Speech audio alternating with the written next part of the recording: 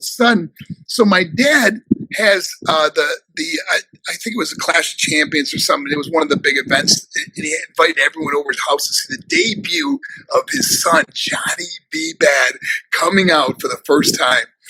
And my dad being a Jew from New York, Yeah. and he's sitting there, and I come walking out with a feather boa on, I'm walking all prissy with makeup on and lipstick and eyeliner. And my dad said that the room was silent. Now, they're used to see me coming out to like the Rocky theme or something, or Eye of the Tiger or whatever, And they see me coming out to this tutti frutti music. I walk up to the microphone. I'll never forget it because this is what Dusty had me say. I'm so pretty, I should have been born a little girl. Yeah. My dad said, "Ay vey, at least he's making good money." Yeah.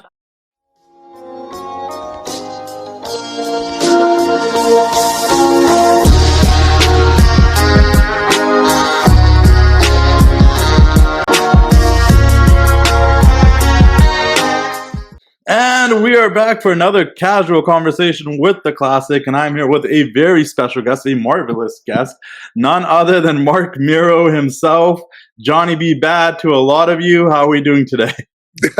Just after that introduction, I'm doing great. Yeah, it's funny. I was talking to a friend of mine yesterday. I'm like, I'm just trying to finish up this book. I'm trying to prepare to interview Marc Mero, and for me, I was my earliest memories of wrestling was 1996. So it was Wildman with Sable at that period. But he's a little bit older than me. And he's like, man, I loved Johnny B. Bad. That was my guy. That's so cool. Yeah. Well, Johnny B. Bad was a lot of fun. Obviously, I did that for about 6 years before jumping ship to the WWE as Wildman Marc Mero, then eventually Marvelous Marc Mero. But I think my greatest memories were as Johnny B. Bad, and just so many just things that stick out in my mind, especially because I got to, Dusty Rhodes was my mentor. He came up with it was his brainchild, that character Johnny B. Bad. And so spending as much time as I got to spend with Dusty Rhodes, learning how to become Johnny B. Bad was probably the highlight of my career. I was going to bring that up in a minute, but let's talk about that right now. How was it watching Dusty Rhodes portray the character Johnny B. Bad as he was trying to show you how you wanted you to portray it? That had to be something. He's the most flamboyant, outrageous character ever in wrestling. The way he talked and walked and was just so amazing, So when he came up with this character in his mind of what he wanted me to do, now here I am, this tough boxer, football player, hockey player from New York, and learning how to become this kind of feminine character, Johnny B. Bad. And he'd say, no, you got to walk like this. You got to talk like this. And so spending that time with him, because he'd meet me before the events and work with me on how he wanted me to walk to the ring or talk. Remember, I'm supposed to be from Macon, Georgia with a Southern accent, portraying Little Richard.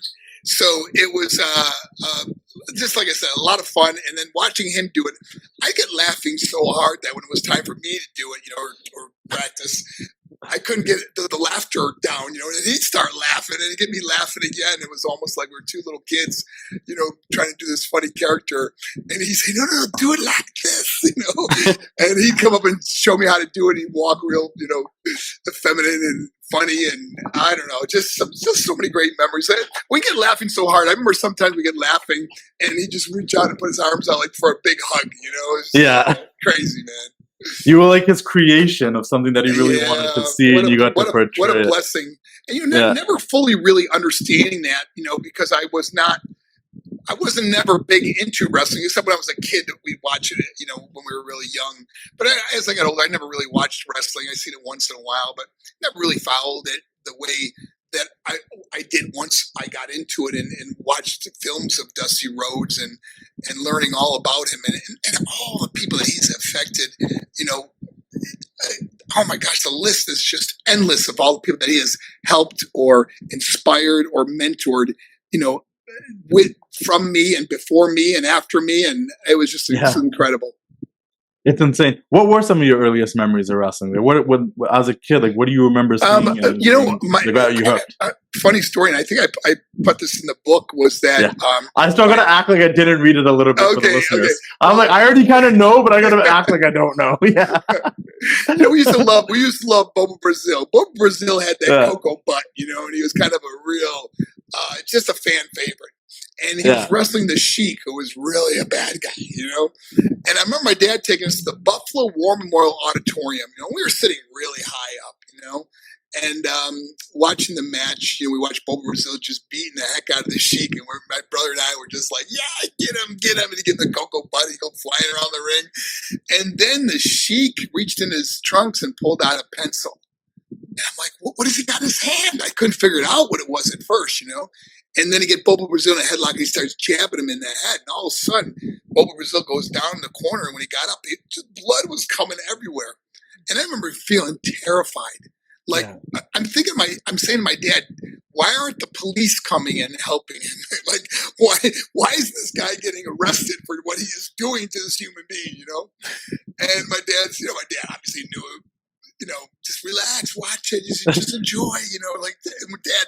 Then I was thinking, what is if he comes into the audience and comes up here? Like he's after me, Yeah. So anyways, long story short was that I meet the original Sheik at, I believe it was Cobo Arena in Detroit, or Joe Louis Arena, one of the places we were wrestling at. And he came back, say hello to the boys, he's one of the guys, and I never met him. And when I heard he was there, I said, "Oh my gosh, I cannot wait to tell him this story about how he affected me and traumatized me as a kid." And when I told him the story, he just had a smile from ear to ear, because he knew that's what his character was he just was such a affected people in a way that they hated him, and they wanted to see the good guy, the good guy beat the villain, And eventually, Bobo Brazil went on to, get him in the end, in the big highlight. But it was just a wonderful, sharing that story with him and experiencing that as a kid. And remember how much it traumatized me, man. That you could actually pull out a pencil and stick someone in the head with it. Oh, man. Clearly, from that experience, your father already understood what the business was, even though you were a little kid. So what was his initial reaction to the Johnny B. Bad character? Because I read a little bit about it when he was with his buddies. And my dad was my dad was a private investigator in New York, and all his friends were cops, Now, these are the same police officers and friends that would come and watch me in the Golden Gloves or boxing matches. And they'd fill the place. I mean, there were so many that came because my dad's son was boxing. Yeah. So they were big supporters of me, and they'd see me knocking guys out, man, and all of a sudden, so my dad has I think it was a Clash of Champions or something. It was one of the big events, and he invited everyone over to his house to see the debut of his son, Johnny B. Bad, coming out for the first time. And my dad being a Jew from New York, Yeah. And he's sitting there, and I come walking out with a feather boa on, walking all prissy with makeup on and lipstick and eyeliner. And my dad said that the room was silent. Now, they're used to see me coming out to like the Rocky theme or something, or Eye of the Tiger or whatever, And they see me coming out to this tutti frutti music. I walk up to the microphone. I'll never forget it, because this is what Dusty had me say. "I'm so pretty, I should have been born a little girl."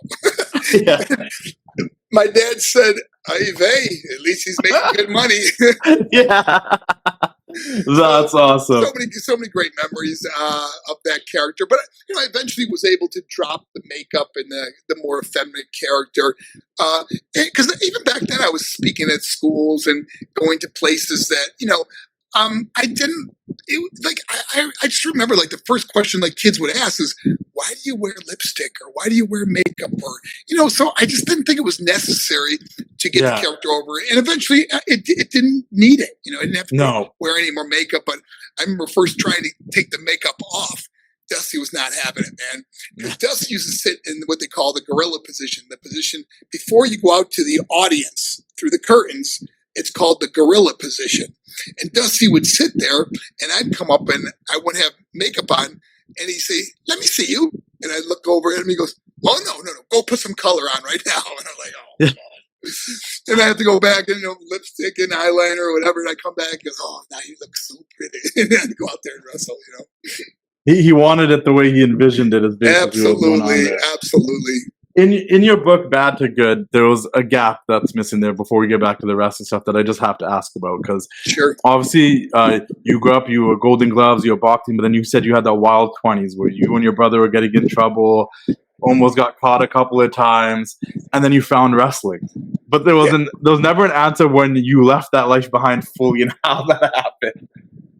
It just went straight into wrestling. Like, when was it where it was like, okay, like everybody accepted it, your brother guys, your friends at the time accepted, like, oh, he's fully in this, he's not doing this anymore? Yeah, I mean, there were so many things that happened, though. As I wrote about in my book, the feds, the police kicked in my mom's doors and raided her house, and it was over $10,000 worth of damage to her home. Yeah. And many of our friends got arrested, and friends that did 7 or 10 years in prison. And everything just fell apart. And I remember that, I moved to Sarasota, Florida to start digging swimming pools. And I was Venice, Florida, actually. And I was building swimming pools, digging swimming pools. And then, I had a bunch of friends over my apartment. And one of my buddies had the remote control, and he's like flipping through the TV, and he landed on professional wrestling, and it like brought back memories when I was a kid, Yeah. And as I'm watching this, now remember, I'm 30 years old at this point, years and years of drug addiction, and I'm watching this on television, and I just remember getting this feeling inside. I go, "Hey guys, I can do that." And they busted out laughing. The funny thing is, they're still my friends today, okay? And they busted out laughing. They go, "Mark, look at the size of those guys." I think it was like the Road Warriors were on or something. Like craps coming from their ears, And they said, "Man, those guys will pick you up over their head and throw you right out of that ring." I said, "No, man, I can do that." My other buddy goes, "Mark, you're 30 years old. What do you do? Start a pro career now?" And I'll never forget this. And I just remember those 2 words I said. I said, "Man, I believe." And I use that in my presentation to this day, those 2 words, "I believe," And so anyways, I ended up I worked out at a gym called the Waiting Room, which was in Venice, Florida. And there was a couple guys that worked out there also. Rick Ryder, Bob Cook, Robbie Idol. They were some of the enhancement guys that would drive 8 hours to Atlanta, hopefully to get picked for television and make $150, you know? So I asked them, how do you guys get into this? And they said, "Well, you got to go to wrestling school." So they told me there's a wrestling school in Tampa, Florida, which was about an hour or so from where I lived. And I started driving there after working weekends. It was Malenko Pro Wrestling School. Dean and Joe Malenko's father, Boris Malenko, who was really well known back in the day of wrestling. And so he would train us, and he was such a great guy, man. I really, really enjoyed learning from him, because he made you take baby steps. We're so adamant about getting all the high spots, the moves and everything, where he's just like, you got to learn how to take a back bump, you got to learn how to fall properly, and land properly. And so he really went over the basics and learned so much from him. And then, so I only had a couple matches under my belt. I was very green. And I went to, they invited me to go to Atlanta to maybe get picked to be on center stage, and sure enough, I get picked. And it was after that match that Dusty Rhodes saw me and said to me, "Hey kid, anybody ever tell you look like Little Richard?" Now, no one's ever told me that, you know what I mean? But he sees things that nobody else could see. I can see myself with that thin mustache and the long hair and the makeup and all that. I mean, that's what he saw. And she said, "I think I got a gimmick for you." And I'm thinking, oh my gosh, this is crazy. I'm just starting, and they may have a gimmick for me. And they eventually did. And that's when I signed my first contract. I was 31 years old as the character Johnny D. Bad. And, Diamond Dallas Page, one of my closest friends, that we'd go down we had a place called the Power Plant back then that we'd go down and work out. Jody Hamilton ran it.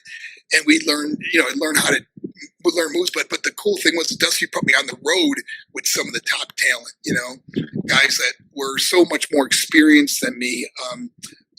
Scott Levy or Raven, Arn Anderson, one of the greatest workers that I don't think gets enough credit for how good that guy is. Yeah. Ricky Morton, guys that could teach me, and I could learn from. And that was, on the job training. I mean, you think about it, I didn't even know how to wrestle, and now here I am wrestling and going over on guys that have been in the business for years. But Arn Anderson was all about business. He was such a amazing guy, and I just did his podcast not too long ago, and super guy. I've always enjoyed Arn. Also, one of the funniest guys to be in the locker room with is just a character, man. And he could really get down on some people. But anyways, so many good times, and that's how I learned how to wrestle, was on the job, actually. So 2 questions in that then. One, were your friends prior to wrestling happy that you did that and happy you moved away from what you were doing prior to that? And 2, is there something you learned from Boris Malenko that you kind of still use today with your champion of choices, advice that he's given you that you pass along?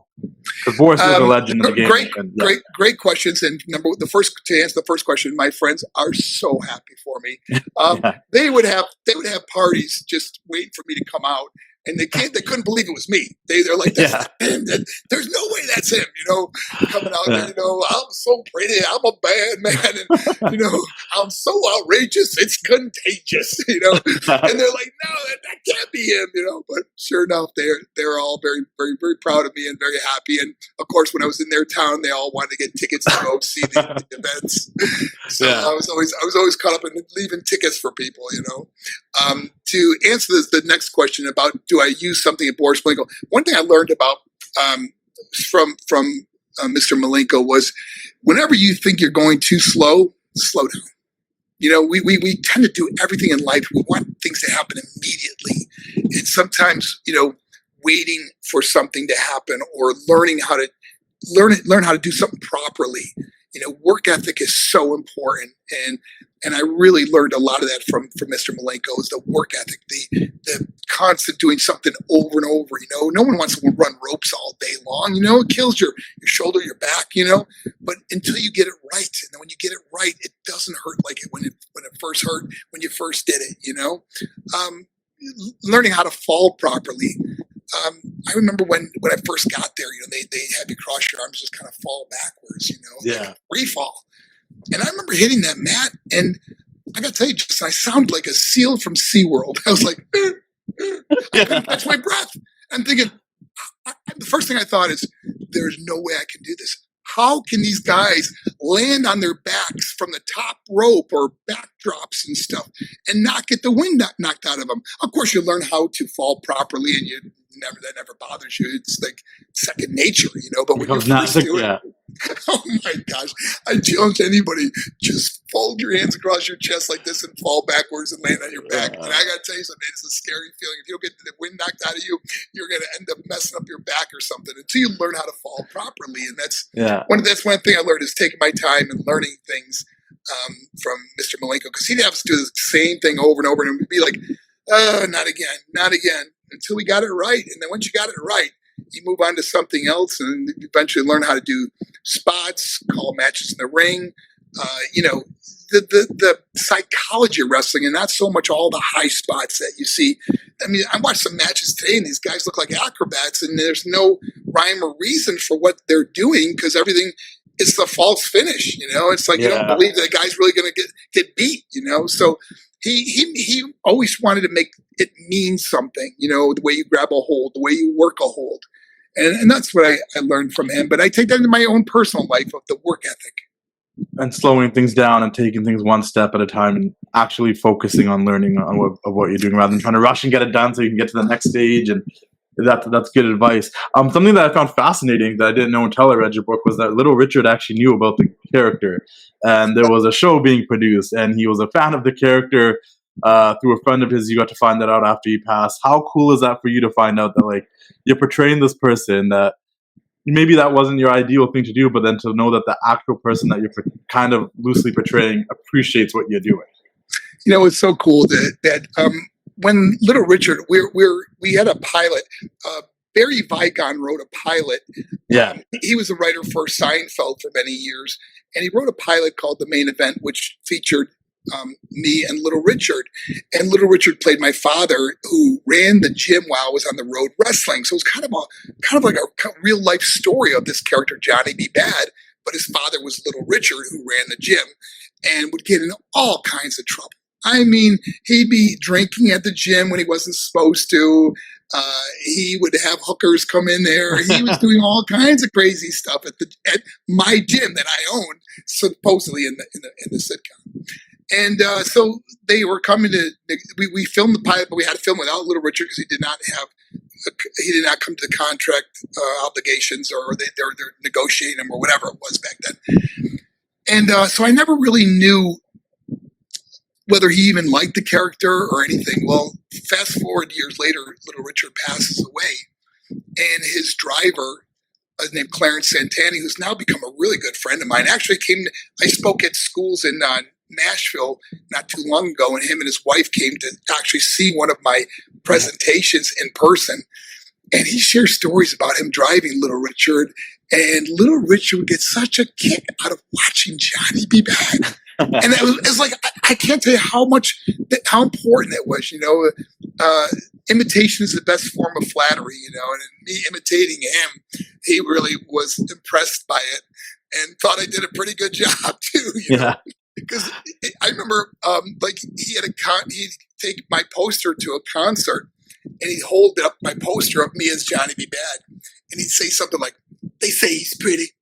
He's not as pretty as me." And he'd rip up the poster, So hearing things like that, I never really knew how he felt. But Clarence told me that he loved the character. And Clarence, that we wrote about it in my book. They actually interviewed Clarence about that. So that was a big deal for me. I just thought it was super cool that he was actually he knew and he saw the character, and that the poster thing, I read about that too. And I'm like, it's cool that, a lot of people don't get that, whether it be portraying something. I don't think Scott Hall ever met Al Pacino that saw the Razor Ramon gimmick, right? We don't know. Right. We don't know, right? Maybe, I don't know, but to hear that Little Richard actually saw it and reacted to it was super cool. Do you ever feel like you're living a double life on TV? You're this effeminate character, you're Johnny B. Bad, and then in real life you're playing these games with your buddies trying to pick up girls on the road. Do you ever feel like it was a crazy life? I mean, there were parts that I was really subdued and in a relationship and not doing all the crazy stuff. And there was the other part of me that would just go out and go off on drugs or get in all kinds of trouble, and so it was a really mixed life I was living. And but I look back and you can't live life with regrets. I mean, I look at all the paths I've taken in my life, good or bad. They led to where I am today. And I couldn't be happier. I couldn't be more blessed. I'm in a great relationship. I get to do exactly what I do. And there's no greater joy than helping another person. And I get to do that all the time, going to schools and churches and corporations around the world, making a difference in other people's life by my own stories, of my own admission of things that I failed on or fell short of in life, and try to remind people how precious life is.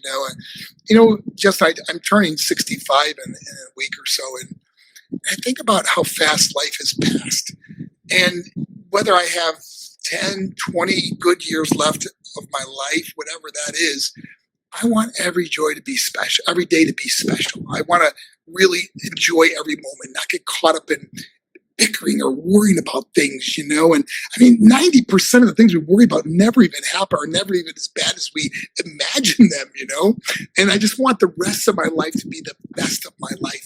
And that's what I share.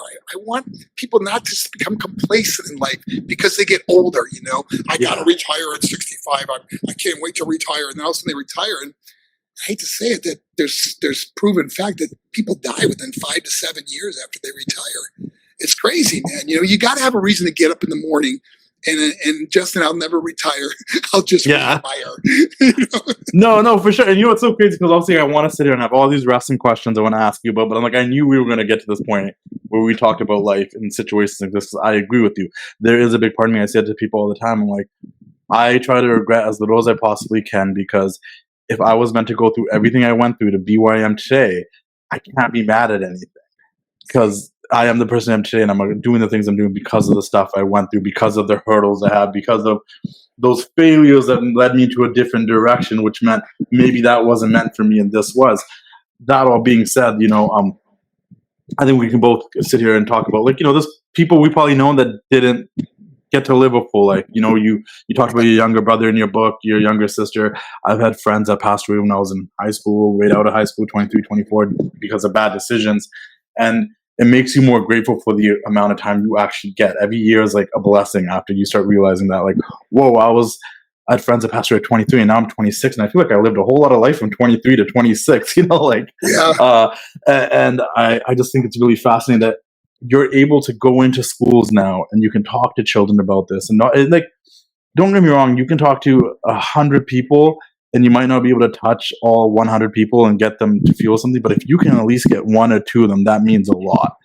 And to get them to understand these things ahead of time, and most of the time they won't. They need to go through experiences and go through things themselves until they realize it, but they'll keep what you said in the back of their mind. How important was it for you to want to pass on your story to educate other people and hopefully help them along their journeys? Well, the thing I realized, Justin, is that I can't help everyone, and it reminds me of the analogy of the little boy that was walking along the beach, and he saw hundreds and hundreds or thousands of starfish that were washed up on shore, and they were going to die. They're in the hot sun. And he started walking along the beach, and he'd pick one up and throw it back in, and pick another up and he'd throw it back in. And the old man saw him doing this. He goes, "Hey, kid, what are you going to do? Save them all?" Yeah. He reaches down, he picks one up, and he goes, "I just saved that one." And that's how I look at my life is, man, I know I can't help every person or save people, but if there's just another one that I can help, then I'll continue to do it. This is crazy. This is going to be my 19th year speaking at schools and churches and corporations all over the world. I mean, I've been to Russia, been to Guatemala, the UK, Canada. And I think about all the people that have seen me or been inspired by something I may have said or changed their life or saved their life. I can't tell you how many messages I get from a parent or from a student that says, "You saved my life," or "You saved my kid's life." Those are the greatest things that I could ever. So to go through what I went through, and not only that, just as don't live life with bitterness, resentment, or unforgiveness. Man, it's a cancer that destroys you. And I have forgiven everything and everyone in my life that I felt may have wronged me or may have hurt me at one time, but I will not live carrying that burden, because man, I'd say there's no greater feeling than having forgiveness in your heart. And people say to me, "Well, Mark, how do you know that you have forgiven somebody?" And I say, for me, it's really easy. It's because when somebody mentions that person's name, you don't get angry anymore. Yeah. You just go, "Oh, wish them the best, man. I hope they're doing good," and move on in life, man. But anyways, I'm blessed to be doing this. Like I said, it'll be my 19th year coming up, and I'm already excited. Like you've been doing this longer than you wrestled, basically, at this point. And summer's like my recharging time, and it's like I'm already like ready to get back out there, and start traveling again. And today I was booking flights because I'm going to Canada. I'm doing a tribe in Oklahoma, schools out in Oklahoma, the casinos and stuff, and oh man, just booking all these shows. Definitely let me know if you're ever in Vancouver. Yes. Actually, I was not too long ago. I was in Vancouver. I flew into Vancouver, and then we had to take a puddle jumper across to Victoria. Yes, and I did schools out there that were amazing and going to be coming back. Okay, they loved it, and they're going to have me back. So when I do, I'd love to see it because man, my layover in Vancouver is almost like half a day. Yeah. No, I understand. And I think that's amazing. Like, listen, even if you look at your own journey, there's people that came into your life that helped you get to certain places, and you didn't even know it. Whether it was a Boris Malenko or a Dusty Rhodes or DDP or Lex Luger, the ability to work with Sting, like. All these things, right? The meetings with Vince and having that opportunity, meeting Rena and the relationship you guys had, like all those people played a part in your life, and maybe some of them aren't a part of your life no more, but they played a part. And you never know when you're stepping in someone's life and kind of playing a part in their life without even knowing it. Like you might be you might just be saying a few kind words to someone or helping someone out with a certain situation. It might mean a lot more to them than it might have meant to you. And I think that's a really cool thing because you just never know. Hey yo, it's your boy the Wrestling Classic Justin here, and I'm here to tell you guys about one of wrestling's best kept secrets for merchandise, officially licensed WWE and NXT merchandise, 500level.com. Check them out, 500level.com. Get officially licensed merchandise for the WWE, NXT, UFC, MLB, NBA, NHL. They got it all. If you join the Partnership Point program as a loyal customer, you will get discounts down the road. You can find merchandise for some of your favorite NXT stars that you can't find anywhere else. Javon Evans, Kalani Jordan, Carmen Petrovic, Lola Vice, Trick Williams. They got merchandise for everybody on NXT. You got OG shirts like this NWO shirt. You got big stars like the Queen Charlotte Flair. You get new designs like this new design for Lita. You get designs I helped out with, like this design for Dakota Kai, which I was a part of creating when Dakota didn't have those many shirts going on. You can get, like I said, NXT superstars like Carmen Petrovic and many others.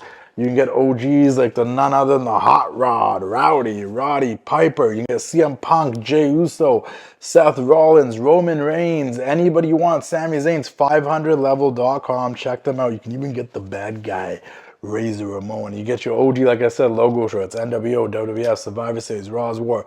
500level.com. Check them out. Join the partnership program. Some of the best quality shirts, premium quality, regular quality. Some of the best product you will find out there, officially licensed WWE, NXT merchandise, and OG Legend stuff.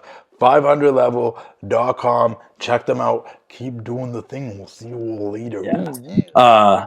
Let's talk about a couple more wrestling things real quickly.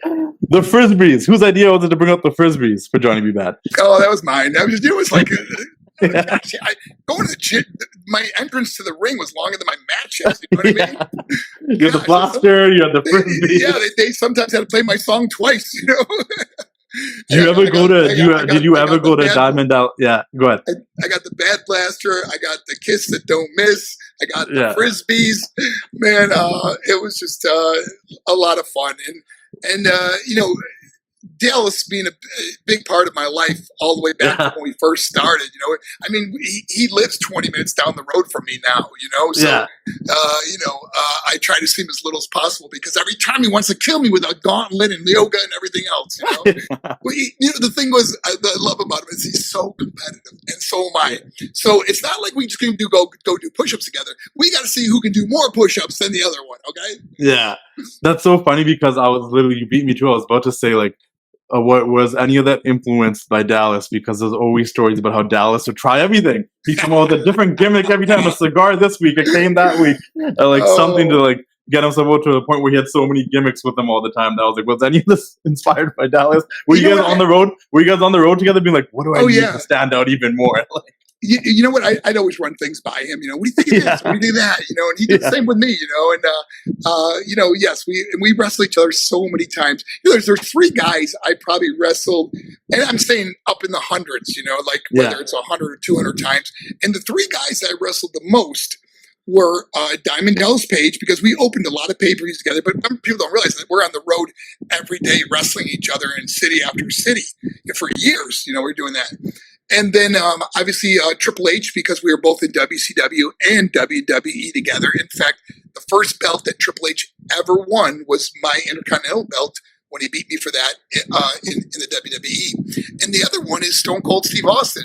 Stunning Steve in WCW and Stone Cold in WWE wrestled each other numerous times for the U.S. title in WCW and the IC title belt in WWE.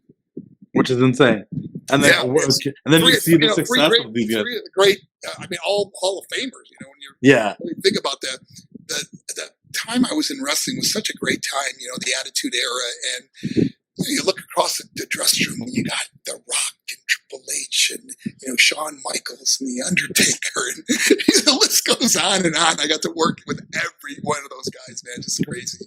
What was your aha moment? What was the moment for you where you're like, "Oh, I've made it! Like I'm in this business"? If I had to say, the moment I thought that I made it was when I won that. When I won the IC title in a tournament, and I had to beat some of the best guys. I had to beat Owen Hart. I had to beat Ron Simmons. I had to beat Stone Cold Steve Austin. Ron and I went to the finals, but I beat Stone Cold in the semifinals. So knowing that they want to really pushed me at that point was my aha moment with WWE, where I thought, oh, now they're really going to push me. And unfortunately, it didn't work out that way. I ended up blowing out my knee, and I'm out for 8 months in total reconstruction, and came back and changed the character a little bit so I didn't have to do so much high-flying stuff as Marvelous Marc Mero. Let's talk about the high flying stuff, because you have a boxing background. You're always athletic. When did you realize, like, oh, I'm a high flying superstar? I can do the wild thing. I can do these planchas, and doing the shooting star press was super cool, especially during that time because it wasn't done as much as it is now. Like, when did this boxing Golden Glove boxer Marc Mero was like, I'm a high flying superstar? You know, the one, my body is aging, but the only thing that hasn't aged is my brain. I still think I can do all these things, but I continue to do it out year after year. But when I was a kid, we would go to this place called Green Lakes. It was out near Syracuse, New York. And at the lake, they had diving boards. Yeah. And, there's hundreds of people around there, waiting in line to go on the diving boards. And I had a bunch of crazy friends. I was always with guys that were a little out there, including myself. And we would see how many flips we could do in a row, even though we'd land on our back or something, crazy. And believe it or not, the Mero salt, which is, you jump up, spin in the air, hit the ropes and do the flip, that was invented when I was 16 years old on a diving board. And I always knew I could do it, so I was always athletic. I was always, control my body. And so when I saw, I think it was Jushin Liger do it in Japan, I thought, wow, that's the coolest move, And then I saw no one ever did it in WWE at that time. Billy Kidman did it in WCW, but his was kind of like more like of a laid out one, where I wanted to kind of do a tuck one and open up on the back. So it was like kind of a beautiful jump, that I wanted to do. And, called it the wild thing, and it kind of took off. But the bad thing about it is that when you do have a finishing move and you're wrestling night after night and they want you to do your finishing move, it takes its toll on your knees, man, because you're landing with all that trajectory on your hands and knees because you want to protect the guy. You don't want to land on that person, so you got to take the fall mostly on your own. And it's just started really affecting my knees and my shoulders. And so eventually I wanted to come up with something a little different. And that's when we came up with the TKO, the total knockout. And I got that from Diamond Dallas Page. That Dallas used to do this thing where he'd do the diamond cutter out of nowhere. Like the guy would be just going for a backdrop and he'd come out and give him a diamond cutter. And I saw him do it out of a fireman's carry into a spinning diamond cutter. And I called him right up. I go, Dallas, would you mind if I use that move in the WWE? He goes, bro, you take it, man, And that's how Dallas was. Dallas was always about improving guys. Where there's other guys that if you said, hey, do you mind if I do this move? They said, no, that's my move, And guys have come up to me and said, please don't do that again because that's my move. And I won't mention any names, but I'm just telling you that's what happened. But Dallas was we've always been like these, we're brothers, man. It's like you always want to help each other, But it's the nice thing to do is ask, Ranking some of your favorite and best opponents, one of them would probably have to be Brian Pillman because you're very fond of that match you guys had at Fall Brawl. Yeah. What was it like working with Brian Pillman, and what are your memories with him? Because you guys worked a lot as well. He might be almost on that list with Austin, Triple H, and others. Brian and I were never friends. In other words, we coexisted in WCW, but we were never friends. Never hung out with him. Never went out with him, to bars or anything, or just not friends. We were not close. And we had some matches that were not very good. He was doing the yellow dog gimmick for a while. I don't know if you remember that with the mask. Yeah. It was just, and I was learning how to wrestle. I've seen it. Yeah. I was learning how to wrestle at the time, so it was never great matches. And then we find out that we're opening the pay-per-view and they want us to do 30 minutes. Now, it was kind of like we thought they're just trying to rib us because, there's no way they think I can go 30 minutes. They just thought we were going to stink up the joint, okay? Well, me and Brian, we went down to the power plant. We worked on that match. And I got to give Brian credit. He came up with most of the stuff. We were all our signature high spot moves we were going to do in this match. Yeah. Put them in place where they mean something, not just to do them, but they meant something. And that match came together and we couldn't be more proud and brought a friendship that Brian and I continued to have after that, where it wasn't like you kind of ignore the guy, and we realized that we A really mutual respect. Yeah, exactly. And so whenever I'd see him after that, it was always, hey man, what's up, brother? And big hug or something. There is a picture of you and the Macho Man Randy Savage later in Macho's career when he dropped the rap album and all that.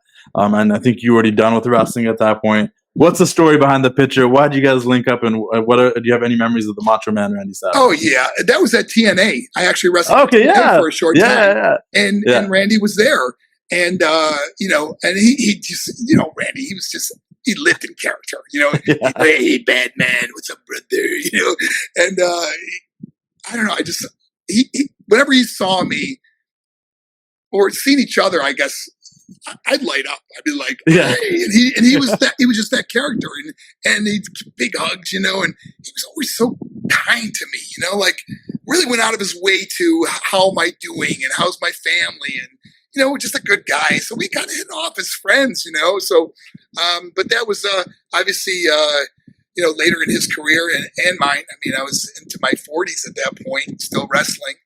And then Randy being much older, so he wasn't doing a whole heck of a lot, but they were using him in bits and pieces in TNA. Did you think Stone Cold was going to skyrocket the way he skyrocketed when he was studying Steve Austin? Or man, he's always been such an amazing worker. There weren't many guys that I wrestled that could call a match the way Stone Cold could call a match, and learn so much from that guy, man. Learn timing, pace of a match, everything, And I mean, I don't know if anyone could ever say they could see that the heights that he would go to after King of the Ring. And I was blessed to be able to be a part of that and wrestle him in King of the Ring at that time, and have a really good match with him. I had many great matches with Steve, but couldn't be happier for the guy. He really put in his work and put it, took his toll on his body. See, the thing was that we don't really understand what happens to us later on in life. When you're young, you don't think nothing of it.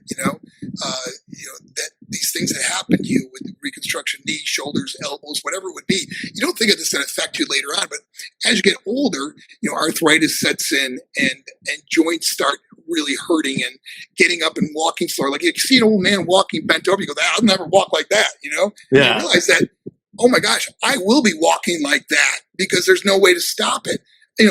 Unless you continue to do strength training and yoga, DDPY. So, there you go. You have to continue. And that's what I do is I really try to eat healthy. I try to stay in shape and, feel good at my age. As someone that was there in the mid-90s during the whole Click run, are you surprised that the WWE is basically almost run by Shawn Michaels and Triple H today? and they're basically running the show to an extent. Yeah, it's amazing how life works out. It's it's a fun product. I love the bloodline. I love what they did with that and how that's transitioned to all these different things. Funny story was that I spoke at Bron Breakker's high school when he was a kid, and I got a picture of him, this little kid next to me. And I often show this picture of him then and now. But he was always such a polite young man. Like Rick really raised that kid good. They had great manners. And, to this day, what the craziest thing is, he's a superstar now, To this day, he still refers to me. He'll say, sir. It's like, it just goes to show the upbringing of someone that has respect. And I think that's why he's going to do amazing in this business, because he respects it, he honors it, and he puts in the work. And he's a great person. And I couldn't be happier for I always enjoy watching his segments when he's on. It's cool now, because now you're probably seeing a lot of people that their kids coming up in here. And you're like, oh, wow. It's crazy, man. When you see these kids as babies. I mean, Ric Flair would bring, his Charlotte. Actually, Charlotte around, a little kid, and then seeing her do with one of the greatest women wrestlers ever. Yeah. Really quickly, did you see when you and Sable went to the WWF that her popularity was going to skyrocket the way it did? And do you feel like it was a little bit of a detriment to your WWF run? Never, you never know what's going to happen. You hope we always hope for the best, but so proud of her. Oh my gosh. It was like, I don't mean to compare it to this, but it's like, in a sense of being a father watching your little kid walk for the first time and then ride a bike and seeing her just blossom into this amazing character. And she did so well with it. I mean, she had no experience. She had never did anything like this, and was confident and could get out there and do her thing and then learn how to wrestle in WrestleMania of all matches. You know what I mean? Work with her on stuff like that. Was it detrimental to my career? Absolutely. Would I change anything? No way. No way. Yeah. No regrets. So glad that she took off the way she did. I would have liked to see her do more with fans today. I mean, I think people miss her, and she's kind of, super private. Yeah, like it's a private off life. The grid. Yeah. But you know what? And if that's what she wants, and that's what her husband wants, God bless them, man. That's what they're, they do. But I mean, I know fans miss her. I know when I'm at wrestling conventions, people always ask me about her. Do I still talk to her? Have I seen her? And we don't have a relationship. Not that there's ever animosity. There's no bad blood. It's just that we just have different lives, And I understand her young sons are amazing hockey players, and that was my awesome. sport when I was growing up, man. I'm Canadian, so that makes me happy. Yeah. Oh, you are Canadian? Yeah, I'm Canadian. Oh, awesome, man. Yeah. I played. I used to play for the Syracuse Stars. We played the Niagara Falls Sharks. And we were, obviously just over the border. When I was in Buffalo, there's a Peace Bridge, so we're right there in Ontario. Yeah, no, that's awesome. No, and it's true. Like a lot of people, they want her in the Hall of Fame. They would love to see her again. And it's interesting because like in your book, you talked about how she came back to that second run because she was looking to still be in the limelight and have that fame. And to see that she's fully off the grid now and okay with it, it's like, what a change. People can change. Proof that people can change. People grow and change. Yeah. Let me ask you about this, and we want to wrap this up really soon here. In your career now, where you are speaking to schools and you were talking in front of hundreds, maybe 50, 60, hundreds, 200 people at a time or whatnot, how much did wrestling prepare you for that in terms of cutting promos and speaking publicly in front of people? Like, I know, like, I remember I interviewed Gary Vee before. I actually wrote for Gary Vee for a bunch of years. I wrote articles for him. And I talked to him about like, do you ever find yourself slipping into like a wrestling promo sometimes? He's like, you know what? He's like, part of it is that. Sometimes I feel like I get to go in my wrestling character and cut a promo. I'll be honest, there's a few times that I've let out a few wrestling promo lines. But I got to tell you, it's such a great life because I still get to go out there and entertain people in some way, But I got to tell you, Justin, no one has hit me over the head with a chair in a long time, okay? At least not yet, all right? Yeah. That's awesome. But before we wrap this up, I really got to say a special thank you to Ben Veal, my co-writer in this book, and it actually helped me get on this podcast with you, and I appreciate it so much. Man, we wrote this book together called Bad to Good. It has done amazing. It was a bestseller on Amazon for quite a while. And as you read it, Justin, you could attest to the ups and downs of a crazy life that I live. I don't hold anything back. I just tell the story the way it happened in my life, from drug addictions to dealing drugs to believing in yourself and changing things. So anyone that's gone through a divorce, a heartache, a broken heart, loss of a loved one, please read this book because there is hope. Don't ever give up, man. Life is precious, and so are you, and gotta realize that and believe that.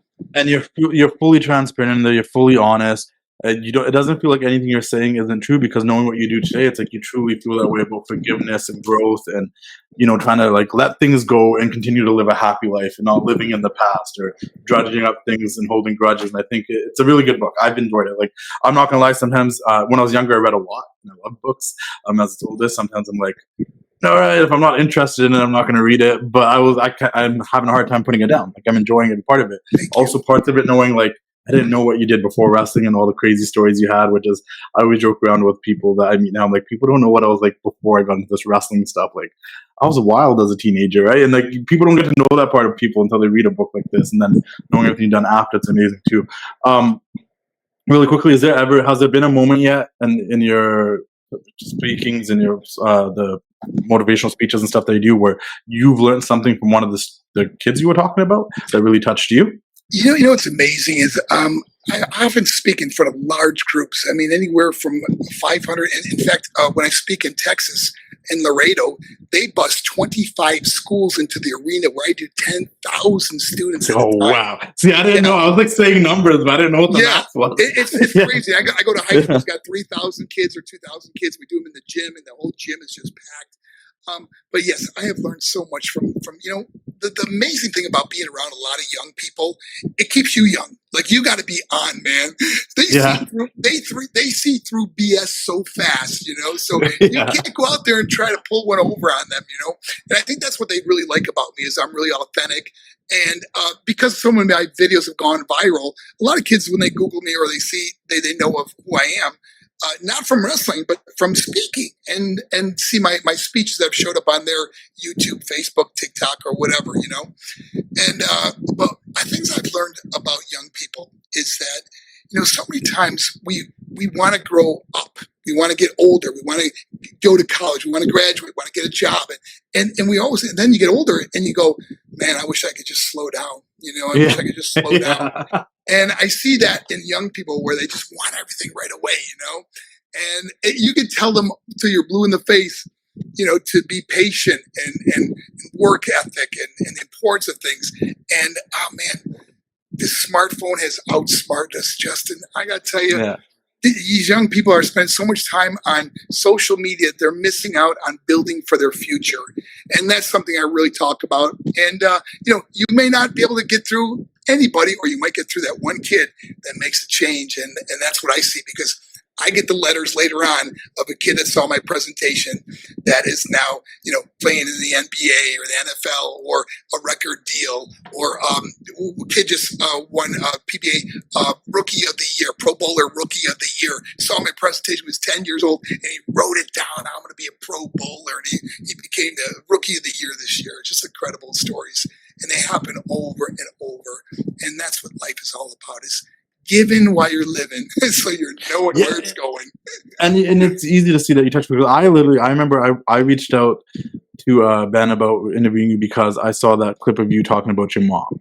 How don't wait till it's too late to say I love you, etc., etc. Because to your point of what you just said, I agree with you. I feel like children these days are so determined to grow up fast, and I think it's even crazier now than it was in the 90s. Like, they have less of a childhood, they grow up faster, they're exposed to things sooner, and they just want to be adults so fast. And then you get older and you're like, I just want to be a kid. Like, how do I turn back time? Like, how we like just but memories are so important, Justin. Remember, you cherish those memories, man. And I have a one brother and one sister left, and we talk on the phone just about every day. My brother and I probably talk 2 or 3 times a day on the phone. We have never left a conversation without saying, I love you. And that's something we learned from losing. My mother was only 58 when she died. My little brother died 2 weeks later after my mother, and he was only 21. So going through something like that in just 2 weeks' time makes you appreciate and how precious this life is. And that's why every moment to me is important, Justin. And living in the moments when you're having conversations with people and being present, and not this the whole time while you're talking to people, focusing what you have to do next or what accomplishments you want to achieve. Because it's like time flies. And like I said, I saw that clip and it hit me because I lost my dad a couple of years ago, and I was always like, I get it now. I understand. I didn't get it before. I was so focused on like my goals and what I want to achieve that I wasn't really being the most present son for a lot of years, So it's like I totally get what you're saying. We got to wrap this up. I didn't want to keep so long, so I got to ask you 2 last questions. If you could go to your younger self and show them any one of your matches, what are you showing them? I think the Brian Pillman Fall Brawl match is probably one of my favorites, only because it was 30 minutes of everything that at that time that I knew that we could do together. We did, and that match was cool, very cool. What do you think your legacy is in professional wrestling? How do you want to be remembered? Not what you think it is. How do you want to be remembered? If it was up to you. If it's up to me, I would say that I learned quickly. People don't realize that when you're just thrown out there to wrestle some of the biggest names in wrestling. I think one of my first pay-per-views was against Sting. I was so nervous, I almost passed out, you know? And I think that my legacy, if I could hope for, would be that, man, I really cared. I tried my best. I gave my all, and I look back with great memories. I mean, there's a lot of heartache and brokenness and hurt, but man, I try not to focus on none of that stuff and just think of those good times that I had in wrestling, and you know, and my legacy altogether I want to be, and I want to include this with my speaking, is that it's not going to be how much money I had or how big my house was or how nice of a car I drove. I want my legacy to be the difference I was able to make in another person's life. And that's what I hope it's going to be. And that's what, when I'm long gone, some of those videos will still be out there and someone's life might be changed because of it. Yeah, I saw a video recently of it was like a pastor at a college, and he talked about the whole idea of, you know, I've sat by the beds of hundreds of people that were in their last breath, and they never asked for their stuff. They didn't ask you to bring you the car. All they wanted was to be surrounded by their loved ones, you know, and there's something to that. Last but not least, I ask everybody this, so I have to ask you, and this is about everything, your entire life, speaking, wrestling, all that. If you were to sit there and talk to 12-year-old Marc Mero, do you feel like you've made your younger self proud? Yes, I do. I think Marc Mero was a kid that just wanted to make a difference in this world. And I think the old Marc Mero telling the young Marc Mero, we did it, kid. We did it. Yeah, that's awesome. Thank you so much. I appreciate your time. I had 20 more questions, but that's okay because I over-prepared. That was the issue. That's on me. I was I want to make sure we got this. But it was a pleasure talking to you. Everyone, go check out his book. Go get it. It's actually a great read. If you're a wrestling fan, you'll enjoy it. And if you just need a little bit of motivation or some inspiration to go out there and do the thing, it'll also motivate you to do that too, because your story isn't a story of success after success after success. It's a story of peaks and valleys, and you've always come out on top, and you've always found ways to reinvent yourself, to create something new and help other people. Even in your wrestling career, you were helping other people without knowing you were helping other people, whether it was helping your family, whether it was Rena's career that came off of being with you. You've always had parts of your life where you're helping other people, and I think it's a really cool story, and it's really motivating for people to check out. Justin, thank you for having me, man. You do a great job, and I wish you continued success, and I look forward to meeting you in person one day. No, come to Vancouver. Let me know. I'd love to take you out to eat. I'd love to chat. This was great, and I'd love to come to one of your actual speakings, even if I have to sit on the side and just watch. I would love to have you there. Thank you. Thank you so much. Everybody check out Marc Mero on social media. I'll link all that below, and keep doing the thing. We'll see you guys all next time. Have a good one. Any last words for the people? Hey, stay focused in life. It passes quickly. Enjoy every moment.